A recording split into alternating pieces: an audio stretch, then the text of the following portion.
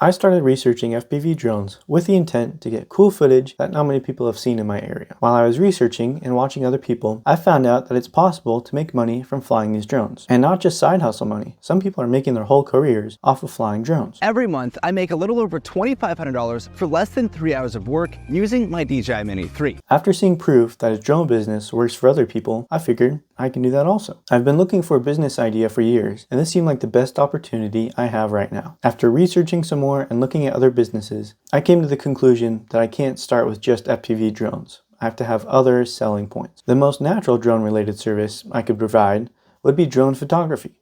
So that's why I bought this, the DJI Air 3. Now you may be asking yourself, why did I buy this drone? Why DJI? Why can't I just do FPV? Isn't DJI banned? All valid questions that I'll answer here in this video and also show you some cool footage I got with this drone. First question may be, why did I buy this drone? Good question. A couple answers here. A being, I have to provide my future customers with services they actually need. I plan to start my drone business with real estate agents. Many houses need a picture from the air to get the whole property in one picture, and that's where drones come in. An agent will hire a company or drone operator, hopefully me, to come by, take pictures, edit them, and then give them to the agent so that they can list the house for sale and make money off their commission. I figured that my in to the market would be standard drone pictures and videos, and then upsell my FPV footage to make better money off of that. B, why did I choose DJI and this drone? Although DJI is not an American company, they do make the best drones for commercial use, and they have been for many years. Their camera sensors are the best on the market, and their software is unmatched. Really nothing compares at the moment. And then, why the Air 3 and not the Mavic Pro or a Mini? I felt like this one had everything I needed without sacrificing too much for the lower cost. This one felt like the middle of the road and was perfect for what I intend to do with it. The Mavic 3 was really only better because it had an extra telephoto camera, the batteries lasted a little bit longer, and it has some extra technical specs, like it could shoot in 5.1K, 10-bit D-Log, it had a terabyte of internal storage, and could shoot in the Apple ProRes. But I'm a beginner, so none of that really matters. I did not feel like the few upgrades it had justified the extra $1,000 that I'd have to pay. And why not the Mini 4? The flight time on the bigger drone compared to the Mini is about 10 minutes longer, which makes a huge difference, especially when I have 3 different batteries. The bigger drone is also more stable, so if I may fly in the mountains when it's rainy or windy, it'll be a lot more stable and get better shots. From the reviews I watched, the cameras between the two drones are basically the same, but the bigger one just looks a bit better. The biggest reason though why I bought the Air 3 was because of the second zoom lens. This is a 70mm lens, or basically a 3x zoom. This will allow me to get really unique shots and add parallax to my videos. Parallax is basically when one mountain looks like it's going at a different speed than a different mountain. The Air 3 has all the basic features like active tracking, obstacle avoidance, hyperlapses, and all that sort of stuff, but I didn't have to pay $3,000. In total, I only paid about $2,000. So that was for the drone, the smart controller, so I don't have to fly with my phone, the Fly More combo, which is 2 extra batteries, and the charging hub, a set of ND filters, a fast charger that can also be used for the Avata, and a hard travel case. I also bought the Care Refresh, which is basically insurance, so if the drone crashes or flies away on its own, I can pay a small deposit and get a new drone. You may also ask, why can't I start a business with just FPV? My reasoning is because I don't think I can sell the idea well enough because it's not super mainstream and not many people in my area have seen FPV fly-throughs. With camera drones, I hope to build name and credibility so that people eventually will trust me to fly through their house with drones and pay more for the better FPV videos. I think I'll start out with making drone photography the main selling point with FPV fly-throughs as the upsell. And then eventually, when I build a good base, I'll flip-flop them, so FPV becomes the main sell, and then photography is the upgrade. Basically, I know I can start out selling camera drone photos, and then move to FPV once I build a good foundation. A question that is relevant now is, aren't DJI drones banned? First of all, as of recording this video, not yet. And second, I actually bought this drone a few months ago. If you look at my recent YouTube videos, it seems like all this happened in 1 month.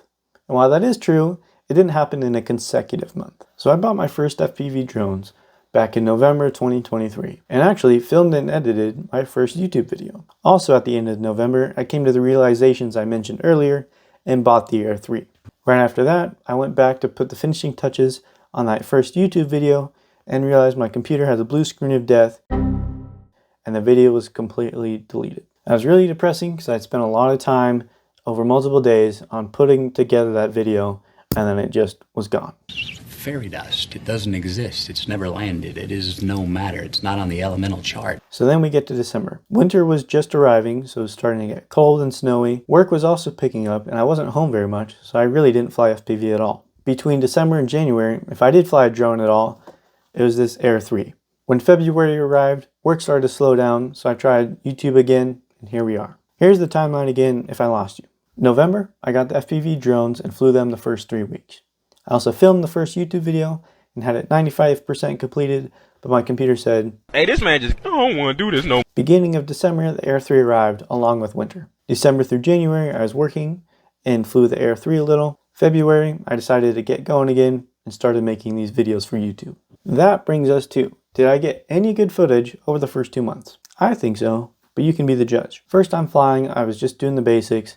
I think I left all the camera settings in auto, just flying around the property a little bit. I spied on my brother while he was doing actual work, and I was here playing with my new toy. Also, tested out the zoom feature. A week later, all that lovely snow had melted, and I got my best shot until that point. I got a video of the sunset over the Sweet Mountain, and all of this is in camera, no color editing in post. This video used both cameras, the wide angle and the telephoto. Later, I flew around the lake a little bit and practiced some cinematic moves around this marina. Another day, I went snowmobiling with my brother to get some shots. I intended to post these, but they didn't really turn out like I was hoping. Christmas Eve, we went into town, so I took some pictures of Home Depot.